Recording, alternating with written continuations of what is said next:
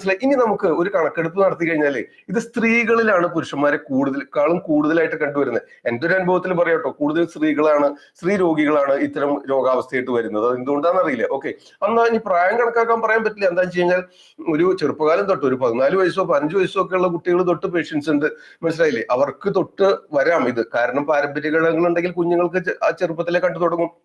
അതിന്റെ കൂടെ തന്നെ നിങ്ങൾ ഇത് വർദ്ധിപ്പിക്കുന്നതായ ആഹാര രീതികളും ജീവിത രീതികളും ശീലിക്കുന്നുണ്ടെങ്കിൽ പെട്ടെന്ന് കാണുകയും ചെയ്യും. ഓക്കെ, പിന്നെ 45 55 ഒക്കെ ആവുമ്പോഴേക്കും ഇതൊക്കെ സർവ്വമുട്ടിലും എല്ലാ ജോയിന്റ്സിലും സന്ധികളിലും നീരും വേദനയ്ക്കായിട്ട് നടക്കാൻ പറ്റാതാവുന്ന അവസ്ഥയുണ്ട്. ഓക്കെ, അപ്പൊ അത്തരം ഗൗരവമായിട്ടുള്ളൊരു സംഗതി. അപ്പൊ അത് ഇന്നതാണെന്ന് തിരിച്ചറിഞ്ഞ് അതിന് വേണ്ടതായ ഭക്ഷണ രീതി ജീവിത രീതി ചിട്ടപ്പെടുത്തുക, അതിന് ഔഷധങ്ങൾ സേഫായിട്ട് കഴിക്കുക. അപ്പൊ പിന്നെ ഒന്നും പേടിക്കാനില്ലെന്നേ. ഇതങ്ങനെ ഭയപ്പെട്ടിരുന്നിട്ട് കാര്യമൊന്നുമില്ല, ഇതിനെ നേരിട്ടല്ലേ വേണ്ടത്. നമ്മൾ കരുത്തരായിട്ടിരിക്കുക. ഇനി എന്ത് ആലോചിച്ച് സങ്കടപ്പെടാം, എന്താലോചിച്ച് കരയാമെന്ന് മാത്രം ആലോചിച്ചിരുന്നിട്ട് കാര്യമില്ല. നമുക്കിതിന് മനസ്സുമായിട്ട് വളരെ ബന്ധമുണ്ട്. നമ്മൾ മെന്റൽ വിൽ പവർ ഉണ്ടെങ്കിൽ മാത്രമേ ഇതിനെ നേരിടാനായിട്ട് പറ്റൂ.